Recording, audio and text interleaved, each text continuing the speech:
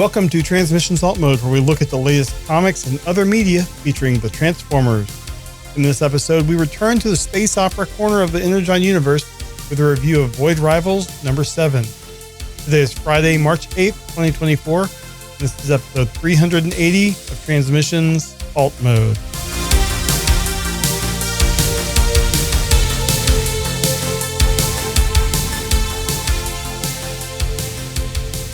Welcome to Transmissions Alt Mode, the podcast that runs circles around the sacred ring. I'm your host, Charles, aka Big C, and I'm joined by the excellent Transmissions team. Jeremy, aka Yakko. Hey, how's it going? Scott, the illustrious Dr. Pants. Are we talking about Lord of the Rings? Are we talking about Elden Ring? I don't know much about either one, but hello, everyone. It's neither of those. Oh, no. And Daryl, the Cybertronian beast. Zero ring. Let's talk Transformers. As always, we start off the show by thanking our Donatreons, those lovely people who support us on Patreon and PayPal. Thank you all so much for your continued contributions. It helps keep the show going. If you'd like to become a Donatron, just go to transmissionspodcast.com/support and you can sign up there. Of course, you get some bonus perks with being a Donatron. That includes all episodes of our bonus show, We Like Big Bots, and that's available right now. We've got 12 episodes up there. Daryl and Dr. Pants, we have not tortured them enough to get them to do more episodes, so we're going to work on that.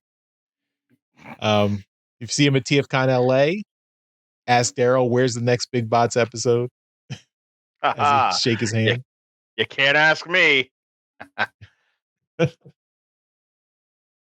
I mean, I'll do my best, but I need Dr. Pants there. So I mean, I could do one live, but I can't do it without Dr. Pants.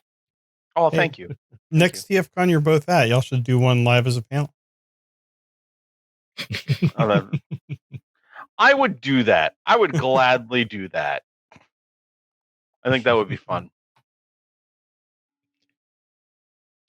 And speaking of fun, we've got our Transformers Live Play RPG podcast, Empire of Rust. That is back starting this Monday. We have episode 110, the start of season 3 of Empire of Rust. And episode 110 is Sweet Home Cybertron. That will premiere on Monday, March 11th. So just a couple days. It'll be at transmissionspodcast.com/rust. If you are a Donatreon, you already have access to the uncut bonus version of episode 110. So you can listen to it right now. Just go to our Patreon page and you can access it, download it, play it, and enjoy the beginning of season 3 of Empire of Rust. Of course, if you've been listening for the last few months, we've had our side story, the Rustford Files, and that was concluded last week. So all 12 episodes of the Rustford Files are also available at transmissionspodcast.com/rust. So good stuff. You can also get our exclusive Skybound Transformers number 1 comic that has artwork by EJ Sue with our exclusive cover. And you can pick that up from us at TFcon LA if you are there with us right now, as Daryl and I are just arriving today. So if you see us and want to get a copy of our exclusive Skybound cover, you can get it and get it signed by EJ Sue while you're there. He's going to have a table there. So you can pick it up from us, get it signed right there. And, check it out. Also, our Toyhax promo code for the month of March is LUCKYBOTS. So go to toyhax.com. Anything you buy from toyhax.com, any order you make, 15% off your total order, use that code LUCKYBOTS. That helps us out, helps you out. And celebrate Repro Label's 25th anniversary. So Toyhax was previously known as Repro Labels, and they've been in business for 25 years. It's amazing. You have such a long-lived business on making decals, just decals. All right. Let's start the show. This is a review show, so we're going to jump right into our comic review.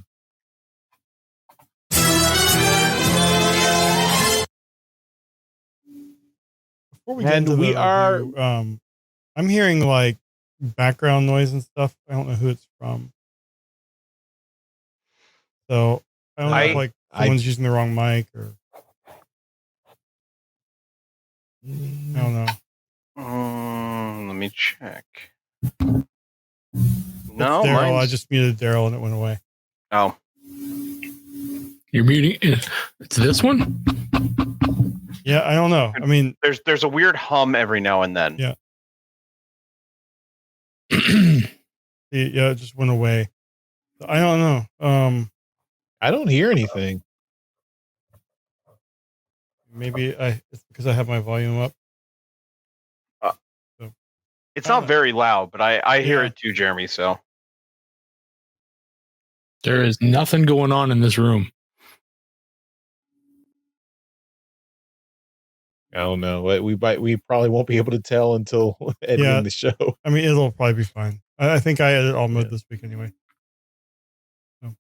Well, if you figure out what it is, the toy show. What? I did toy show. Hear it in the toy show? No, I said, did you hear it in the toy show? I don't remember hearing it. No, I don't either. I don't know. I still don't hear anything, so I don't know. Okay, well, it might be because he was sitting farther back from the mic and it was trying to overcompensate. Okay, I'll sit closer. It'll be fine. Sorry, continue.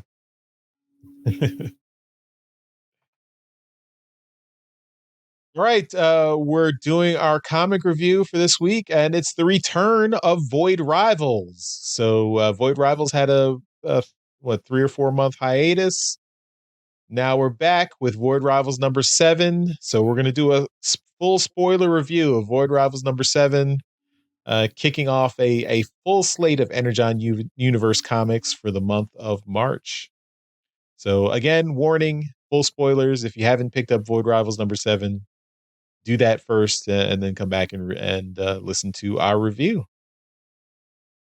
Okay, Void Rivals number 7, written by Robert Kirkman, artist Lorenzo Di Felici, colorist Patricio Del Pesce, letterer Russ Wooten, editor Sean Makowitz, logo and publication design Andres Juarez, and production Ashby Florence.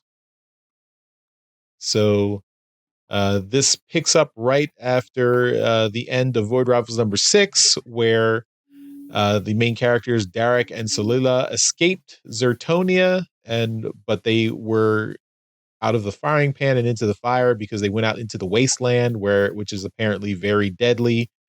So doesn't look like their chances are too good for survival. And even though they had escaped Zertonia and escaped the oppressive regime that was trying to capture them. So we start off with a flashback to the edge of Agoria on the Sacred Ring 10 years ago. A young Derek is working a construction detail as an edge walker, where the crew uses giant mech suits to lift and move heavy cargo.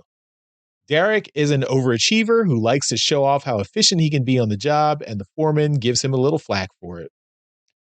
Suddenly, a stack of cargo tips over and begins to fall on another worker. Derek sees the danger and leaps into action. He pilots his mech to push the worker in the other mech out of harm's way, but in the process, he loses his balance and falls off the edge of the Sacred Ring. Derek manages to grab the side of the cliff with one of the mech's hands, but the mech is too heavy to climb back up, and it falls. Derek is stranded in the wasteland of the Sacred Ring between Agoria and Zertonia. Fast forward to the present, and Derek and Solila are in the same situation.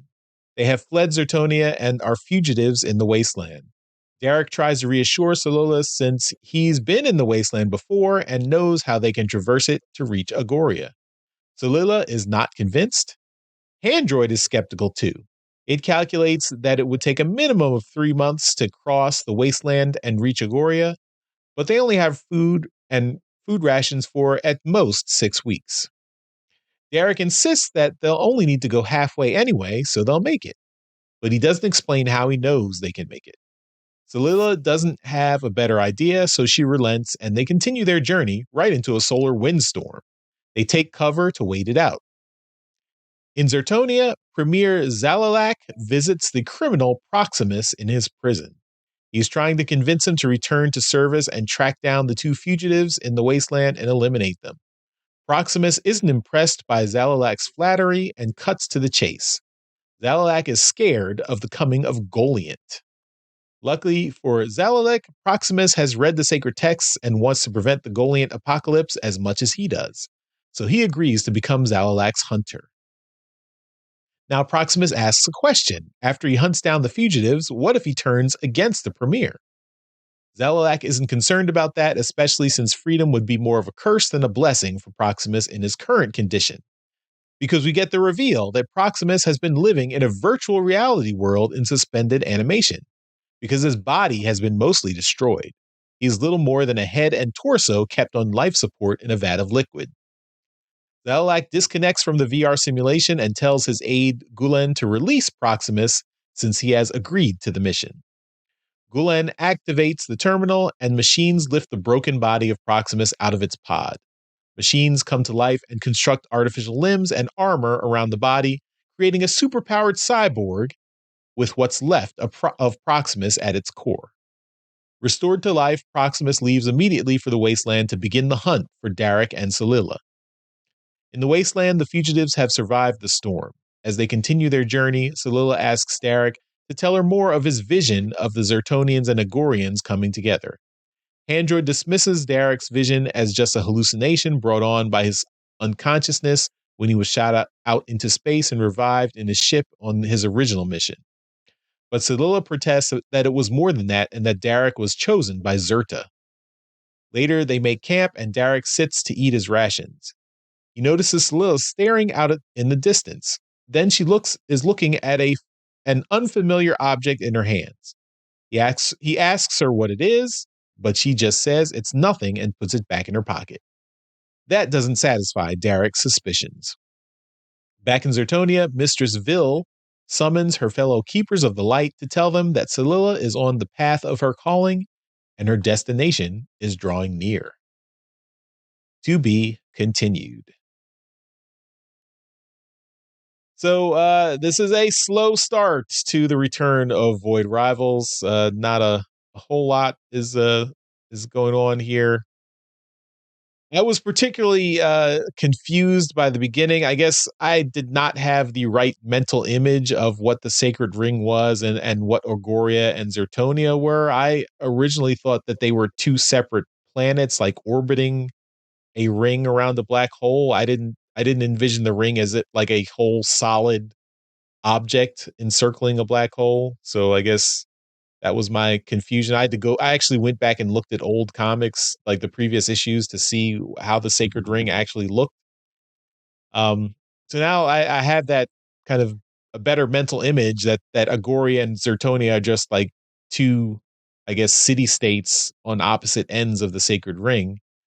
But that brings up another question of actually exactly how big is this ring? Like if it's planet sized, it feels like it should take more than a few months to traverse the entire ring. But I guess that's another question. But I guess that, and the art didn't really help with kind of helping me visualize that. So I felt the artwork, at least for the first few pages of the issue, didn't really convey what the geometry was of the Sacred Ring and where he was falling off the edge of the ring and how gravity works and all that stuff. It was very just, I felt it was a little confusing how that was depicted.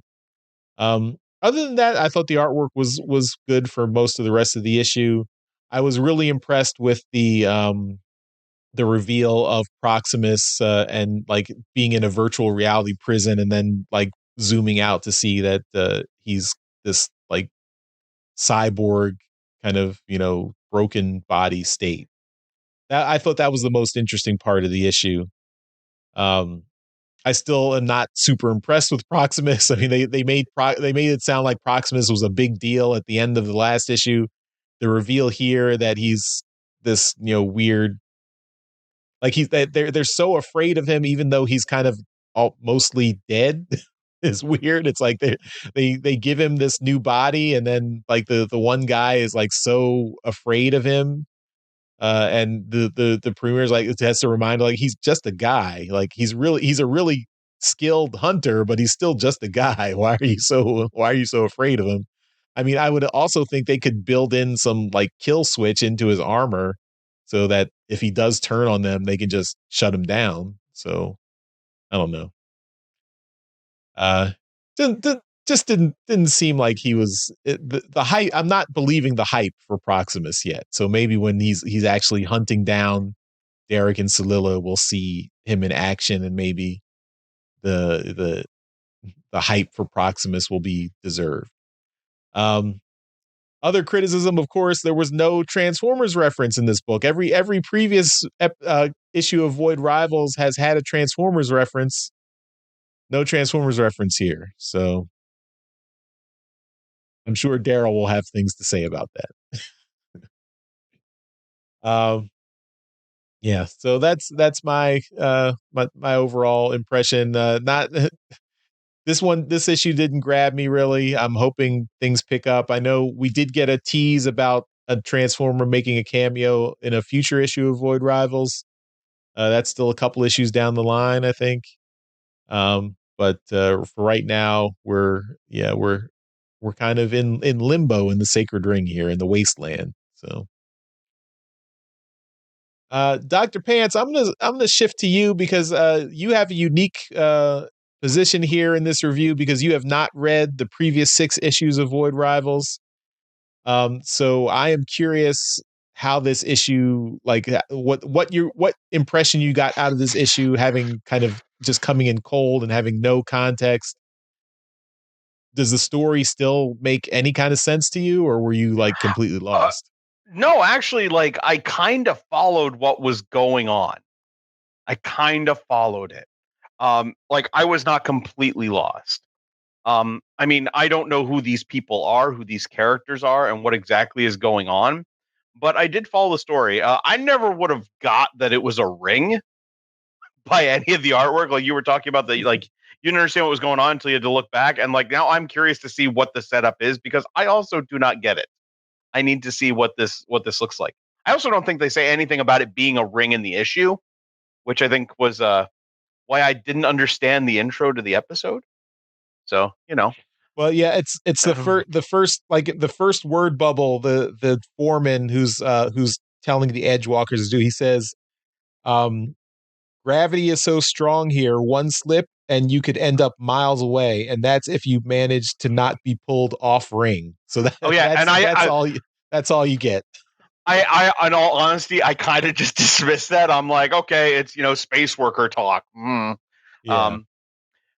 So reading it, like, it's kind of interesting. I like space opera stuff, and I like sci-fi, and I mean, this is unique in that.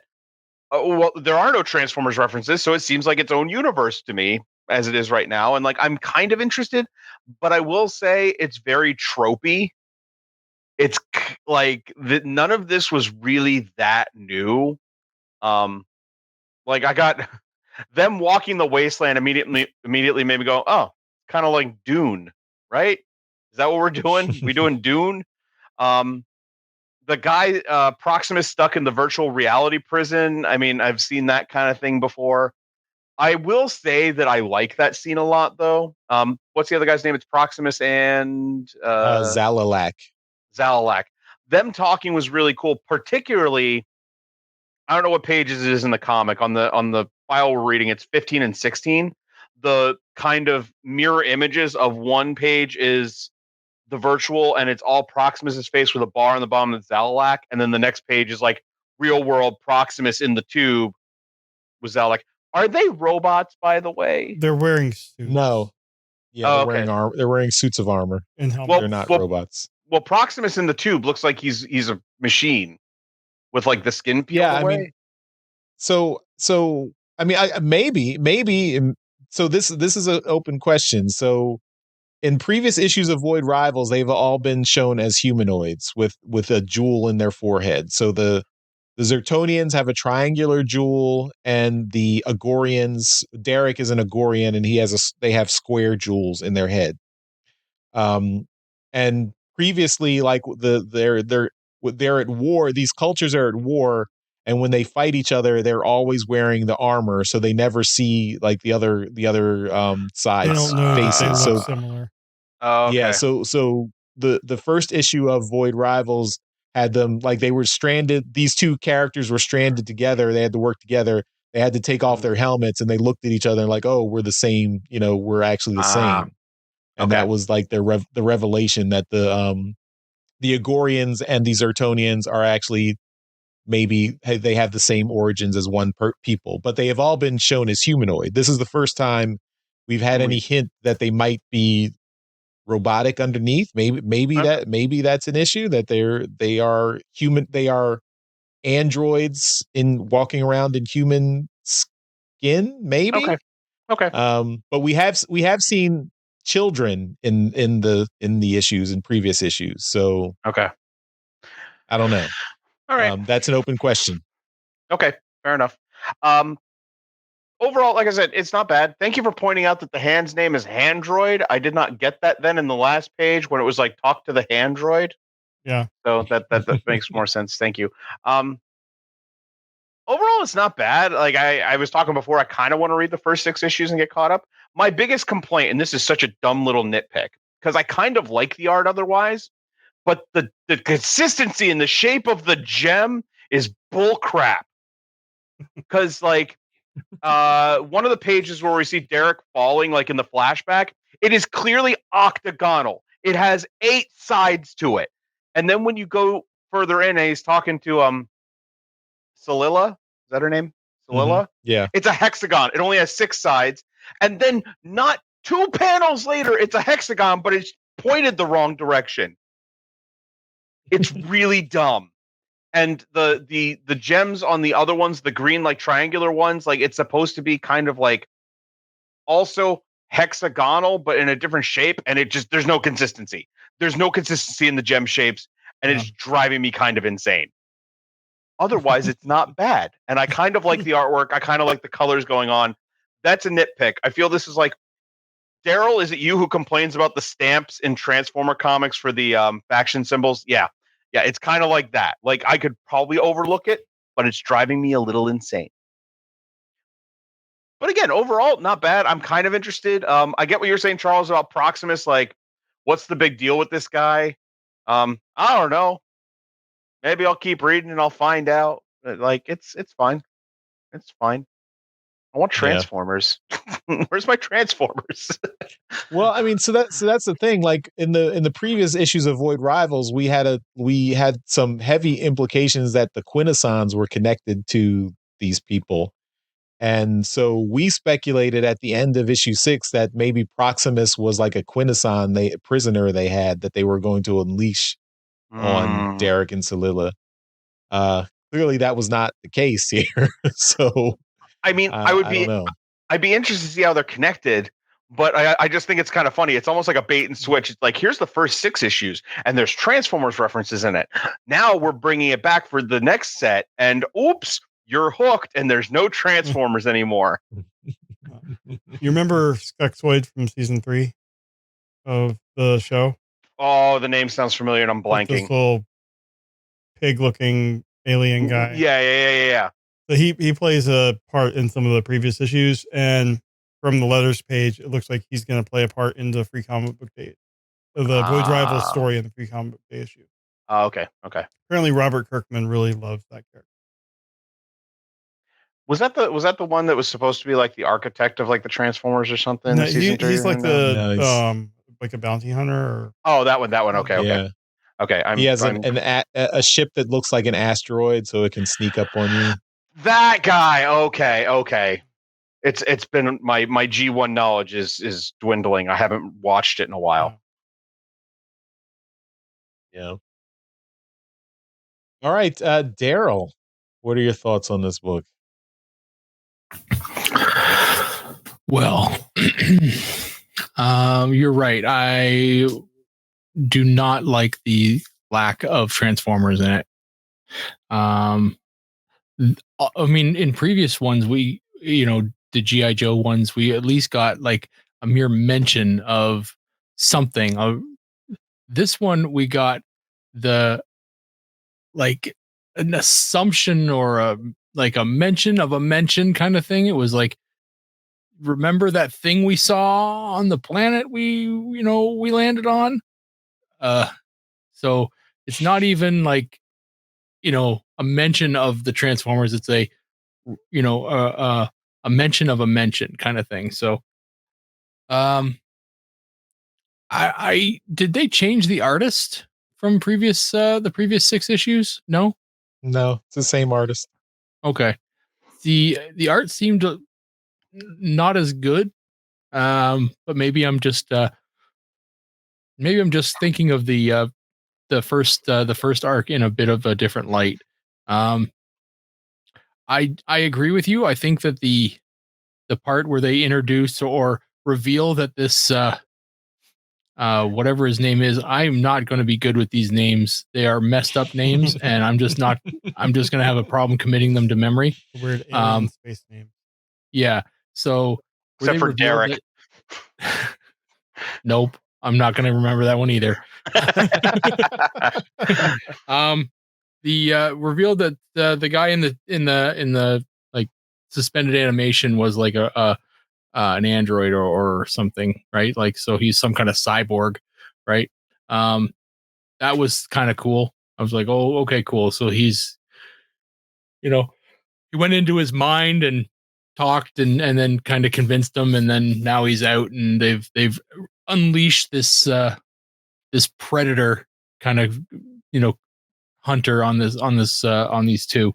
So I thought that was kind of neat. I do agree that there's been no evidence to support the grandiose introduction of this guy from previous issues. So we'll see. We'll see where that goes. I didn't like how this book ended. It just kind of somebody came up to the queen or whatever the hell this woman is and just said, oh, they're making their, something's happening, and they're making, this pieces are falling into place or whatever. And the book ended. It didn't even give you the, will be continued or something like that. They usually do in the bottom corner. It's just over. And I did not like that. Yeah, I don't know. The what can I say? Not a lot happened in the book. Obviously the thing that the girl is hiding is this key that she got given. I don't know, I don't know. I'm not sure why they do that, but it's always like, oh, remember that I have this thing that I have, and they kind of show it. It's like, yeah. So anyway, yeah, I don't know. I'm not going to hold a lot against the book, but nothing happened in it. Nothing of consequence happened in this book, and I don't know why we're reviewing it. It feels very much, because like I said, I got most of the story from reading it. It feels almost like it's a way to introduce new readers. If you missed the first 6 issues, like, here's kind of what's going on. But like, sure. And you know what? Like, okay, but why waste a book doing that? Like, I'm with you, Daryl. Like, nothing really happened in this book. But for somebody like me who hasn't read, I'm like, oh, okay, I'm kind of familiar now with what's going on a little bit. But that seems like a waste. This is Robert Kirkman to a T. He will spend entire issues doing fuck all, and then right at the end, when he wants you to, when he thinks interest is waning, he'll do a whole bunch of shit and be like, oh wow, this was a really good issue. I can't wait for the next one. And then the next 4 issues, nothing will happen. Okay. He had an entire issue of Walking Dead where 2 characters sat on a hill and talked. That was it. The entire issue of a book about zombies. So better than the last few seasons of Walking Dead is what you're saying? Yes. So anyway, this is Robert Kirkman's style, and I don't know why I'm surprised that nothing happened, but this is what he does. So, yeah. It's set up. You're pushing the pieces in place and getting all the ducks in a row. You can do that while having actual stuff happen too. Yeah, like I'm on both sides of this argument. Like I'm with Daryl that like not much happened, but also I'm with Charles because I'm in it for the big setup because I am one of the few people who really liked IDW 2. I liked that book series. Yeah, I you can shake your head. It's fine. I really enjoyed it. I thought it was good. But there's also issues, but there were a lot of good ideas in there. Yeah, and I think it all comes down to the same thing that was wrong with IDW 2. It's a pacing issue where you can set up pieces while also having actiony stuff, not just here's an issue of setup, here's an issue of action. Like let's blend it a little bit. Yeah.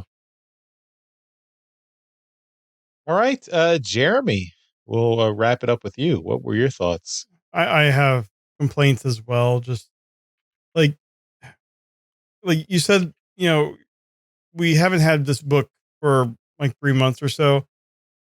Would it have hurt to have a page or two summarizing story so far, just kind of reminding us what's going on?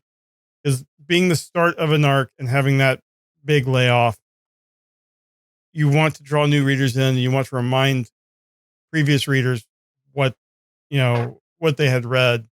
Because I didn't go back and read the previous 6 issues before I read this. I just came in cold, and I was a little confused. I remember the main characters, but didn't really remember a lot of what was going on with the others. Like Proxima, I completely had forgotten that was the thing that was coming up. And then the start of this book, where it starts with a 10-year ago flashback, I had a hard time identifying which of the characters Derek was. Like on the first page when he was talking, sure. But then when everything was happening, I was like, wait, who's saving who? Who is the one that's getting stuck? And like what Dr. Pants was saying with the gym shape, I was trying to use that to kind of identify a character, and no, it's pointless. So that was frustrating. And then like after 3 or 4 times going through it, I finally kind of got what was happening and realized that, okay, he was stuck in the wasteland. And then they go to the present day and they're in the wastelands, and they kind of all click. And at that point, I kind of got it, but it took too long to get to that point.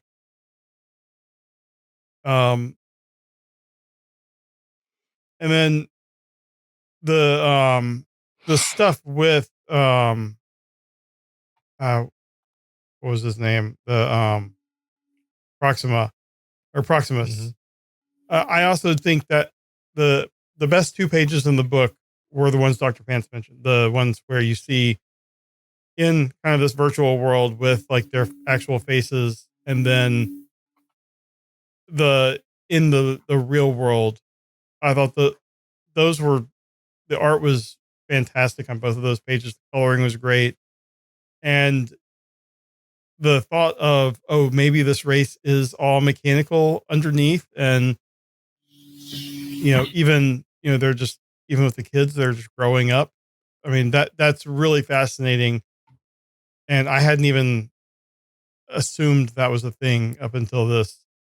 So if that's how it's really going to connect in with, a universe of Cybertronians and Quintessons and stuff, I think that would be really cool. We saw in the 86 movie other planets that have Cybertronian life, call it in the IDW comics. Or not really Cybertronian life, but robotic life. And I think that's a really cool way to take it. But I don't know. The art was a little inconsistent throughout. And then just the story wise, the pacing, like everyone mentioned, nothing really of consequence happened. There was no action outside of that flashback. And it just took me too long to remember what was going on. They need to do better at referring to previous comics, and then, like Daryl mentioned with the end, it just kind of ended. It just you would think, like, this is one of the first Robert Kirkman books I've read. I would assume with his previous success, he would have had, the pacing stuff is all worked out, but as you just mentioned, I guess not. So I don't know. I was more interested in the letters page than the actual story of the book. So I guess that kind of says a lot. I now realize, like, I was reading this, and I the whole idea that, number one, it did six issues, then went on a little bit of a break, a hiatus, and we're doing this whole space opera thing, and it reminded me, it feels like it's trying to be Saga without being Saga.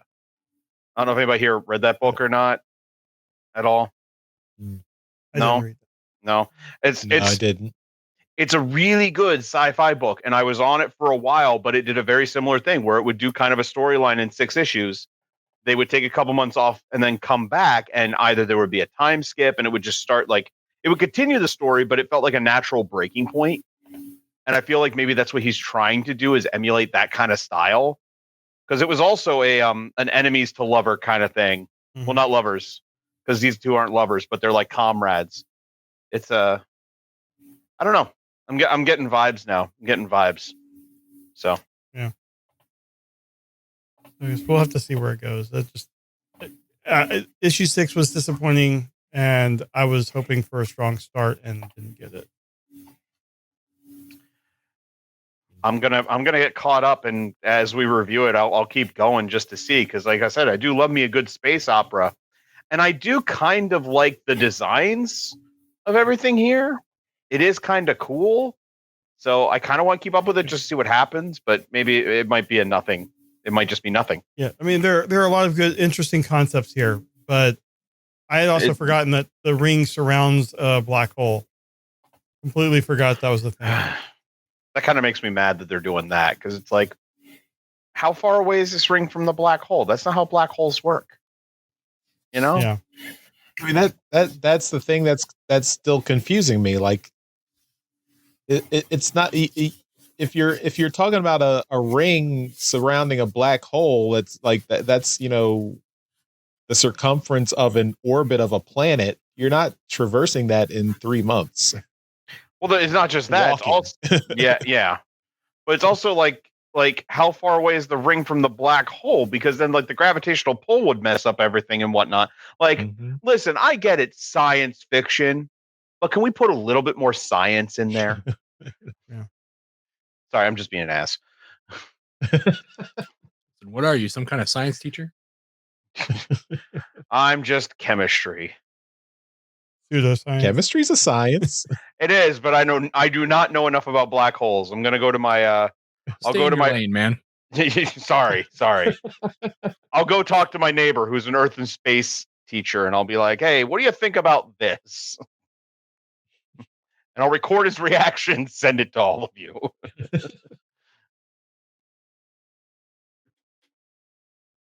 All right. Well, I think those are all our thoughts on Void Rivals number 7. Sadly, not a hugely ringing endorsement, but we're hopeful things will pick up in a couple of issues. I mean, we did have the reveal of there's a bot coming in a couple of issues, so hopefully that'll add some excitement. We'll see. Can we wait and just review that one? That's why they leaked it, because they knew there weren't going to be Transformers in it, but they want to keep all the Transformers fans on the book. And that's why they're doing this. Yeah, I can see that. I see what you're doing, Robert Kirkman. I see what you're doing. I don't like it. Take my money and give me those books. I'm going to buy them all. We're going to keep reviewing it until Daryl starts liking it. What? So forever. I was going to say, how long have you been doing this podcast with Daryl? You know how this goes. All right. Well, that's our review of Void Rivals number 7. Let's move on to convention news. All right. And convention news, we have some last minute TFcon LA news, which is this weekend happening now. So the first now? Yeah, now. Oh my God. I mean, as you're listening to this, you're probably waiting in line to do something to get your badge or whatever. But our first announcement here is Larry Houston, who is a storyboard artist on G1 and probably more well known. Apparently, he was an Emmy nominated producer and director of X-Men the Animated Series. Oh. Now, I guess with the X-Men 97 coming soon, I don't know if he has anything to do with that, but the X-Men Animated Series is pretty fantastic. So, yep. He will be there. Also, we have Marty Isenberg, who is the story editor on Transformers Animated and Beast Machines, and and also RescueBots. He was a writer on RescueBots, so probably explains a lot about why RescueBots was so good. And so he's going to be there. He has a panel.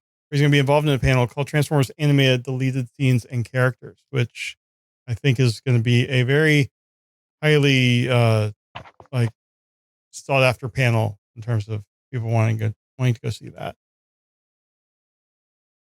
Next, on a side note, Larry Houston is working on X-Men 97. Oh, awesome! Ooh, that nice. Gives me more faith in that revival. Wish I had some X-Men 97 paraphernalia. I'd get it signed. Not X-Men 97, but X-Men 90, 94 to 96. X-Men the original series. Yeah. Not sure why my light went off, but there we go. Next up, we have Frank Todaro, who was the voice of Starscream and Rat Trap in the War for Cybertron trilogy on Netflix. So, that was those are some of the better voices in that series, and he did a good job. I think he's been at other TFcons as well. Next up, also from the War for Cybertron series, Jason Marnocha, who is the voice of Megatron and Galvatron, one of the highlights of that series. He was also Megatron in the Machinima series as well, and he was like one of the only highlights of that series. Frank Todaro was also in the Machinima series as Starscream. Right. Yeah, so they took the good pieces of that, and glad to see they continued because they were both great. Next up, we have Bill Rogers, who was the voice of Wheeljack from the War for Cybertron series, and he did a great job too. I think Wheeljack was pretty good. Now we have David Mendenhall, the voice of Daniel Witwicky from G1, and I'm guessing he's been to TFcons before because they didn't mention it's like his first one, but he came to Toronto. He did. Okay, yeah, I don't remember. That was his first one was last year. Was at Toronto. Yeah, so that was really cool. Might have been the year before. I don't think he was at one last year. Oh, okay. He was also the kid in Over the Top with Sylvester Stallone. Oh, yeah, Mitch is here. So, glad to see they're getting all these G1 people back as well. So that is all we have here for TFcon news. If you are listening to this on Friday, tonight is the first night of the programming, and there is a podcaster panel hosted by Mike Seibert with Daryl and Charles and many of our podcasting friends. So if it has not happened yet, make it to the panel room and check it out. And also, if 7 p.m. Pacific time. 7 p.m. Pacific. And then also, if you want to get one of our Skybound covers, seek out Charles and Daryl. Probably the best thing to do would be to join our Discord, transmissionspodcast.com/Discord, and you can get a hold of them there. And I don't know if there's going to be a channel set up, Daryl. normally. Talk to you about that after the show, but yes, Okay. going to try and do that. Yeah. We usually have a channel for people that are at TFCon to kind of coordinate and get together. So that will be it. Dr. Pants and I will be having FOMO this weekend. So no, we'll be having the real fun. Yeah, we'll have the real fun here next week. That's right. We review the next issue of the Transformers comic. Yes. Daryl's giving me the evil eye. The one comic that I want still- to read, I want you to save for us, and you will not do it. You'll have nothing to talk about in all. We could watch episode 1 of Beast Wars and talk about it. Yeah, okay, well, me and Char will talk and we'll figure out what we can do. Or the first episode of RID 2001. Yeah, we did that a while back, but Never mind. I don't know. We'll talk. Yeah. All right. Well, that's convention news. All right. Well, that takes us to the end of this episode of Transmissions Alt Mode. Of course, we at the end of every episode, we give a shout out to our Masterpiece Donatrions. These are the folks who continue to support the podcast at our highest level on Patreon, and that's why they deserve a mention in every episode. So thank you again to John Forex Levengood and Demon Tech 82. You guys rock. And Dr. Pants, thank you as well for hanging out with us this week and next week with Jeremy and Shar and maybe Mike. We'll see. While we're away at TFcon Los Angeles. And tell everyone where they can find you online and, of course, Nerdstradamus. You can find me online wherever Nerdstradamus is. And if you're watching this online, then there is a link right below my name. It's Linktree Nerdstradamus. And pretty much if you look up Nerdstradamus anywhere, you will find us on Facebook, Twitter, TikTok, Instagram, and more importantly, YouTube, because that is our main outlet. We have been doing Nerdstradamus for 8 years. We are in our 9th year doing this. So there's a lot of videos to get through, and we've done all kinds of stuff. It's a lot of fun, a lot of music. Just come check it out. Plus, I mean, if you're in line at TFCon, it's March Madness on Nerdstradamus. We celebrate all things giant robots, including Transformers. So make sure to check out to see what we've posted there. But yeah, that's pretty much it. All right. And thanks, everyone, for watching and listening. We'll see you next week. And if you're going to TFCon LA, hit us up. Bye-bye. Bye. See ya. Later. Thank you for listening to this episode of Transmissions. If you'd like to join the conversation, travel to our Discord channel at transmissionspodcast.com/Discord. Want some cool transmission swag? Feast your eyes on our transmissions gear at transmissionspodcast.com/shop. If you'd like to support our podcast, go to transmissionspodcast.com/support or tell your friends about our show. We'll see you next time.